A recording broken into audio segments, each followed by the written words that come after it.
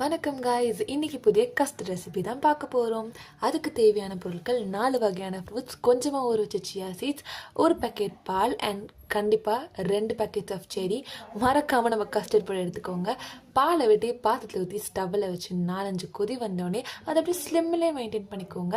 Custard பொடி எடுத்து நல்லா பாயில் பண்ண மில்கில் ஊற்றி நல்லா கட்டி இல்லாமல் கலக்கி, உண்மையாக ஸ்லிம்மில் வச்சுருக்க மில்கில் அப்படியே கஸ்டர்ட் பொடி போட்டு நல்லா கலக்கிக்கோங்க. பவுடர் பண்ண சுகரையும் போட்டு நல்லா கலக்கி 4 வகையான ஃப்ரூட்ஸை நல்லா வெட்டி உங்களுக்கு பிடிச்ச மாதிரி பாத்திரத்தை எடுத்து முதல்ல நான் செரியை வச்சு தான் ஸ்டார்ட் பண்ணேன். செரி அண்ட் பிடிச்ச ஃப்ரூட்ஸ்லாம் போட்டு நல்லா ஸ்டஃபிங் பண்ணி நம்ம அந்த ஸ்டவ்வில் வச்சுருக்க மில்கை ஆஃப் பண்ணி கொஞ்சம் கொஞ்சமாக ஊற்ற ஸ்டார்ட் பண்ணோம்.